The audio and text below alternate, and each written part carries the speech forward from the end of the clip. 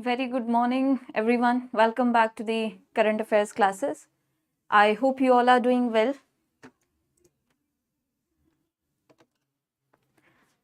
And the audio and video is all good. So, let's begin with the news analysis. Today, I will be taking up 7th to 8th December of the current affairs. And then at the end, as usual, we will be taking the top 5 MCQs. Right, in the short series. So first, in ESI Finance and Business News category, we have data regarding India's forex reserves. So India's forex reserves, they have basically increased, right? It becomes important. Forex reserves have increased by $1.51 billion. So they now stand to be at $658.091 billion, right? This figure can be relevant. But now you see, previous records have been made by India's forex reserves like the UPI, right? So remember those facts. I have covered them in the previous CA classes. Those will be more relevant and important for the examination. This is something you can keep in mind, that forex reserves, the foreign exchange reserves in India have increased up to how much? $658.091 billion, right? This is the thing. And if you see forex reserves, they have increased to an all-time high of, this was the record I was saying, 704 point something, right? Just wait a minute.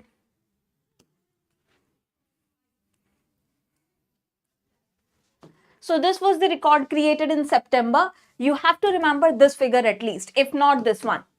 Are you getting my point? So please remember, in September, 704.885 billion US dollars was the record created by Forex, like the record created by D. Gukesh, right? 11 years of patience has resulted into victory. So you have $704.885 billion. This was September record. Present one is this, but keep this thing in your mind. Then foreign currency assets. Foreign currency assets have also increased. Gold reserves, they have decreased. Okay, remember, foreign currency assets in the overall reserves have increased, but the gold reserves, they have declined. The SDR with IMF, they were also up, right? So please remember this thing. And next one is, Tata Power is planning to invest 1.25 trillion rupees to expand its operational capacity, right, to 32 gigawatts. This is something not so much important. You can skip this one. The next one we have is World Bank. World Bank has raised close to $24 billion to provide loans and grants for some of the world's poorest nations, right? So you see, World Bank is continuously working towards assisting the developing and the least developed countries, all these countries, assisting them in the path of development. So accordingly, it has raised $24 billion for uplifting some of the poorest countries. And the donor countries, countries have committed into this. World Bank will get this fund from where? From the member countries, right? So the donor countries have contributed 23.7 billion to replenish the bank's concessional lending arm, which is known as the International Development Association. So remember, the International Development Association is what? IDA is the arm which extends concessional lending on behalf of the World Bank, right? Concessional lending. Now this is going to be a loan only, but then concessional loan. Concessional means what? At the concessional interest rate. From the interest rate, what is going on in the market, it will be attracting some concessions, right? So this is concessional lending arm of the World Bank. This can be important. Remember, International Development Association. The next one we have is Smile Sub-Scheme. So in an information given to Rajya Sabha regarding the Smile scheme, it has been said that the Smile Sub-Scheme has been started for the comprehensive rehabilitation of children and adults who are begging. So Smile scheme is in news. That's why Smile scheme really becomes important for you. What is the full form of SMILE? This is the first thing which you need to remember. The extension of SMILE is support for marginalized individuals for livelihood and enterprise. support for marginalized individuals for livelihood and enterprise. This is what SMILE stands for. But then what is the overall aim of a SMILE scheme is basically to rehabilitate all the children and adults who are engaged in the activities like begging, right? So that the youth, the energy can be channelized into more productive work, isn't it? This is the thing. So remember, under the scheme, 7,660 people have been identified so far, out of which 970 have been rehabilitated successfully. This is central government initiative, and the associated ministry is Ministry of Social Justice and Empowerment. Next one we have is Pradhan Mantri Scheduled Caste Abhyuday Yojana, PM-AJAY. PM-AJAY is also in news, so it also becomes important. What does this say? It was also talked about in the Rajya Sabha, where they have given out some information like a total of 46 hostels have been sanctioned for the beneficiaries, the scheduled caste students and beneficiaries under the scheme, right? So for them, 46 hostels have been approved. If you look at the typical features of PM-AJAY, PM-AJAY is basically a centrally sponsored scheme, right? So centrally sponsored and central sector schemes, they are different. You should be knowing the difference between these two. A central sector scheme is 100% funded by the central government. Centrally sponsored means the sponsorship will be provided, or fund will be provided by the center, but it might be shared between the center and the state, and further implementation process might lie with the state government. So these are the difference. Central sector is 100% funded by the central government, but this is centrally sponsored scheme, right? And the implementation period is 21-22. There are three components of this which you need to remember. Adarsh Gram, grant in aid for socio-economic betterment of the scheduled caste, and the hostel facilities. So three basically components are highlighted under this scheme. Remember this: Adarsh Gram, empowerment of such village and communities where scheduled caste population is higher, right? Next is providing grants in aid for socio-economic betterment of people belonging to such communities. Then hostel facilities for students pursuing say higher education, etc., or coming out of these communities, right? So basically overall socio-economic development. This is to provide adequate infrastructure and required services in the scheduled caste dominated villages, as I have discussed with you. So please remember this. Now next, regulatory bodies news mein we have the IRDAI, Insurance Regulatory and Development Authority of India. IRDAI has issued a show cause notice to Star Health and Allied Insurance Company for certain violations, right? So certain alleged violations of the IRDAI regulations and guidelines, this has been issued. Nothing else is important. Then we have banking news. In banking mein, we have very important fact which says the number of SBI cards, credit cards in the circulation have increased. Number of SBI credit cards in the circulation have increased and surpassed 20 million. And with this, SBI card is the second largest card issuer in the country. So you have two questions here, two probable questions here. First largest card issuer in the country, coming from the private sector, which is the HDFC Bank, right? And the second largest card issuer is the SBI. So please remember these information, they can be asked. Okay, so HDFC is the largest card issuer, and then after HDFC you have SBI as the second largest card issuer, right? So remember this thing, and that's why SBI का जो top positions हैं and appointments हैं, they can also be useful for you. Like MD CEO of SBI card is Abhijit Chakravarti. So this is important, please remember. Then we have national and state news. So national news में a very important campaign which is regarding TB eradication. A 100-day TB eradication campaign has been launched by Union Ministry of Health and Family Welfare. Okay, where has it been? It has been initiated. So it has been launched in Panchkula, Haryana. Remember, what is the aim? Now this is something you have probable questions for all the examinations. First thing, what is the target of this campaign? This is to make India TB free by 2025. This is our target, but then you also have to remember the SDG associated with this. right, or the sustainable development goal associated with this, which is to end the global TB epidemic by 2030. So as I told you, here you have two probable questions. First, India's target to eradicate TB by 2025. What is the associated SDG with this? The associated SDG is to eradicate TB epidemic by 2030. So remember these years, remember these targets. It is important, okay? And under this, NICSHA support, which is providing some nutritional support, etc., to the TB patients, worth rupees 3,338 crore has also been provided via direct benefit transfer, DBT, as we call it, DBT, direct benefit transfer. DBT is what?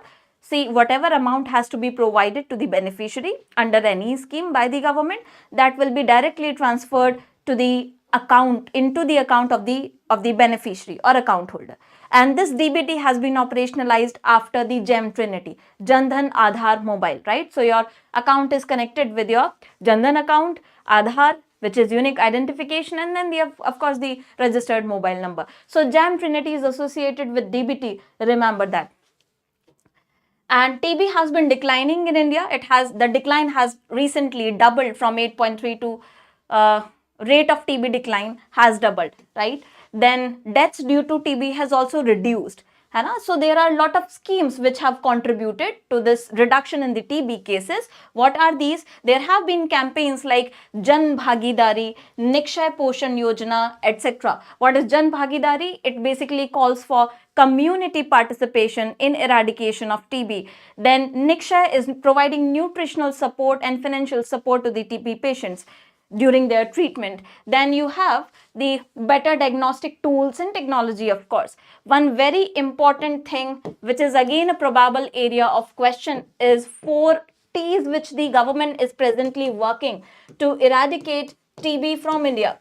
This 100-day campaign has highlighted 4 T's for the eradication of TB. Please remember these 4 T's as it is, right? What are they? They are test, track, treat, and technology. Please remember, test, track, treat, and technology. These are the 4 T's which presently the government of India is working for TB eradication by 2025. So remember these 4 T's. I am again repeating: test, track, treat, and technology. Next one is Urja Veer scheme. Urja Veer scheme. So the Union Minister of Power and Housing and Urban Affairs, Manohar Lal, has launched this scheme, Urja Veer. This is again very significant and quite a unique kind of a initiative. What is this? It has been, first of all, remember, launched in Vijayawada, Andhra Pradesh. This is to promote energy efficiency, our overall goal of net zero emission, you can say, right? So energy efficiency promotion will be done via this scheme. How? It is going to promote renewable energy initiatives. Urja Veers will be volunteers, right? They will be electricians. So they are registered local electricians who will be, like you have the Agni Veers, right? You have the Agni Veer scheme launched by the government to call for youth participation in the defense forces. So like Agni Veer, for renewable energy promotion and shift to renewable energy and energy efficiency, Urja Veers will be selected. These Urja Veers are the electricians, the local electricians, right? They will promote and install energy efficient appliances. What they will be doing is they will be promoting and installing energy efficient appliances in houses, etc., or other establishments. This is what Urja Veer scheme is, remember. Then you have Union Home Minister and Minister of Cooperation Amit Shah has unveiled 11 feet tall statue of Sardar Vallabhbhai Patel in Jodhpur, Rajasthan, right? So this has been inaugurated and 8 foot high it is. The pedestal is 8 foot high and the statue is 11 feet high. Then next we have is Nissan Motor has inaugurated its first state of the art. State of the art means the best quality, right? National Training Center, Nissan Academy in Tamil Nadu. So this plant will be providing sales skills, etc., for upskilling of people. Then next one is central government will develop 4 new destinations in Jammu and Kashmir with financial and technical help from the World Bank, right? So center is planning to develop 4 new tourist such destinations. What destinations? Tourist destinations in Jammu and Kashmir to empower the UT or the state,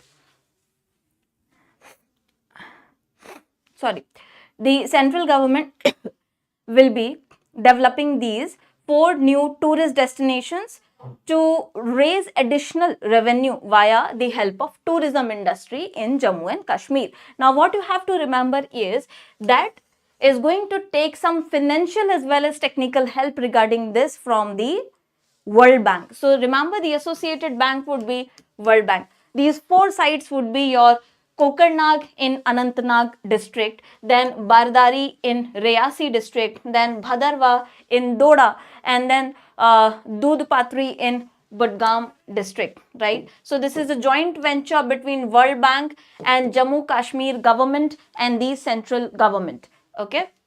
Next one is the state news, where we have Rising Rajasthan Global Summit. So this has been quite in newspapers nowadays. You all know this.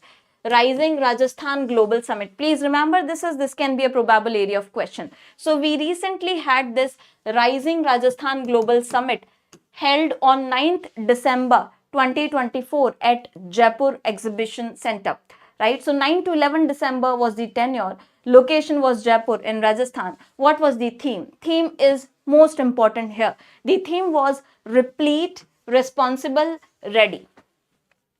Remember the theme? Theme was replete, responsible, ready. Okay.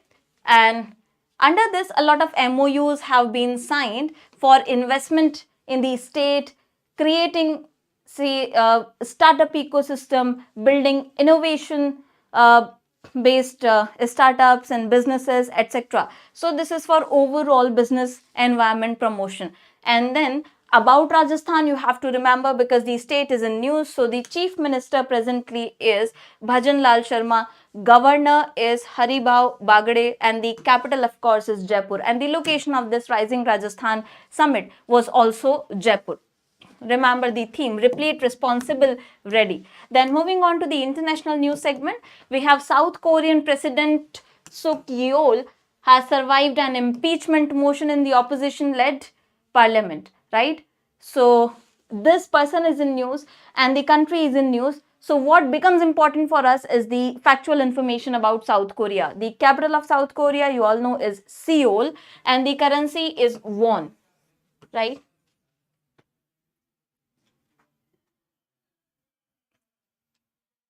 So capital is Seoul and the currency is won. Next, Uber will be partnering with China's V-Ride to offer autonomous vehicle rides in Abu Dhabi. So Abu Dhabi mein, to offer these autonomous vehicle rides, Uber is going to partner with, remember whom? With China's V-Ride, okay, where it will be providing commercial service, which will be driverless by 2025 in UAE. So that is going to be a very important milestone for the for this sector and for Uber. Then MOUs and mergers, if we talk about, so US, the United States, Bahrain, and the United Kingdom, they have expanded their strategic partnership through the Comprehensive Security Integration and Prosperity Agreement. In short form, it is known as CCPA. CCPA. So the CCPA is in news. First of all, remember the associated countries or the partner countries, the United States, Bahrain, and UK. Remember these three. Now, what is the CCPA agreement which is in news? It was initially an agreement between US and Bahrain in 2023. So, initially, UK was not there. Remember this, okay? Initially, UK was not there, only US and Bahrain. But then, you have UK also joining this partnership. Now, they under this partnership basically work towards building long-term security and stability in the Middle East, because we all have witnessed long-drawn geopolitical tensions kind of era in the Middle East, right? So, establishing security and stability in Middle East is the purpose of CCPA. Remember this thing. And 3 core pillars are there of this partnership or agreement. What are these 3 pillars? First is defense and security. Second is economic, commercial and trade. Third is science, technology and network security. So remember these 3 pillars of CCPA: defense and security pillar, then economic and commercial pillar, economic, commercial and trade pillar, and then science, technology and network security pillar. I hope it is understood. Then next one we have is SEAT. SEAT has entered into an agreement with the global tire company Michelin to acquire the Camso brands of highway construction equipment, bias tires and truck business. This much is there. Nothing else is important. You can just remember this news, right? Then next we have is Akasa Air. Akasa Air has entered into a code share partnership with Etihad Airways for the flag carrier of UAE. Now, what is this code share agreement? I have discussed this terminology earlier as well with all of you. Code share agreement is a mechanism which provides on the same platform 2 different airlines, they can promote their or say sell their tickets, etc. This kind of agreement is their code share agreement. So Akasa Air has entered into this code share partnership with Etihad, which will allow Etihad to sell tickets on Akasa Air's flights. This is what I told you. What is a code share agreement, right? So it will be providing a common platform to say some airline which is not operating that flight. This is the thing. So Etihad and Akasa are in news because of this code share agreement. Remember this. Next we have is Paytm is selling its 5.4% shareholding in the Japanese payment company Pay, okay, to the SoftBank. So Paytm is selling its 5.4% of stake in Pay, which is Japanese company, to the SoftBank. Then science and tech mein, we have Wipro collaborating with Siam.ai, which is a member of NVIDIA Cloud Partner Program in Thailand. Why? This is to develop AI-powered digital assistant named Sukhjai. Okay.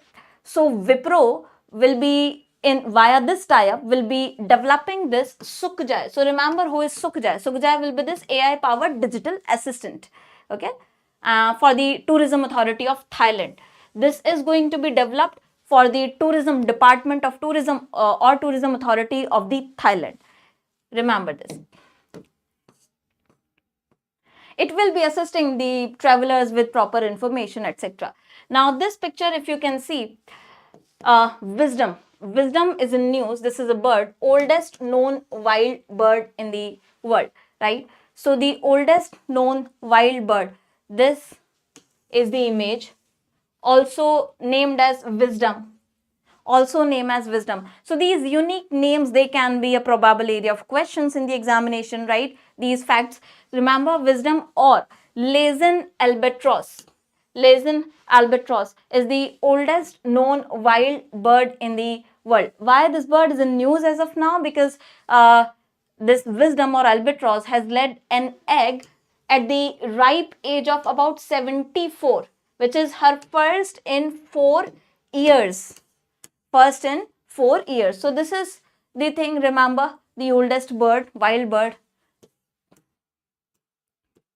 Then talking about indices, rankings and reports, according to a study titled Open Banking and Digital Payments, Implications for Credit Access, UPI has enabled nearly 300 million individuals and around 50 million merchants to perform seamless digital transactions. Now, anything coming out of UPI is of significance for us. Any ranking, report, important data, at least data by RBI, or any milestone created by UPI, write it down separately, right? So, this is the thing, remember, it says that UPI has enabled 300 million individuals and 50 million merchants to perform seamless digital transactions.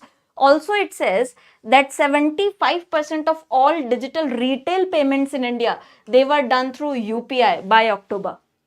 Whatever digital payments have been initiated in India, 75% of them have been executed via UPI platform. Clear? Remember this. So it has helped, basically, it has also helped. Now, this is an important observation. UPI has helped the underserved group, the areas where people were not very readily, connected with the formal credit or institutional credit. UPI has enabled it. Why? Because now you don't need to visit the branches of the banks if they are far away from your residence. Getting my point, right? So this is also one of the achievement. UPI, was launched in 2016. Then also tell me the 7 countries. I hope by now you remember, I've been asking this thing whenever UPI news comes into picture. 7 countries which have adopted UPI so far. Tell me the name of the 7 countries, right? Then we have, according to the PitchBook's unicorn tracker regarding the unicorns, 110 startups, they have achieved unicorn status in 2024. How many? 110 startups have achieved unicorn status in 2024. That means valuation above $1 billion, right? And 40% of these, they identify themselves as AI companies. So basically the top unicorns, whatever unicorn addition is being there, is startups with a valuation of over $1 billion. Most of them are coming from which sector? AI. So remember the sectoral distribution of the unicorns as well. The artificial intelligence is attracting more of unicorns, right? And bulk of them are coming from US. If you see climate tech, fintech and crypto, they are the dominant sectors for unicorns. Okay? Dominant sectors for unicorns. And in India, Delhi NCR, Noida and Gurugram, they together house 27 such firms, while Mumbai has 21. So this data can be important, remember. Delhi NCR, Noida and Gurugram combined, they house almost 27 such unicorns. That is quite substantial. Also remember which city is known as the unicorn capital of India. So remember Bangalore.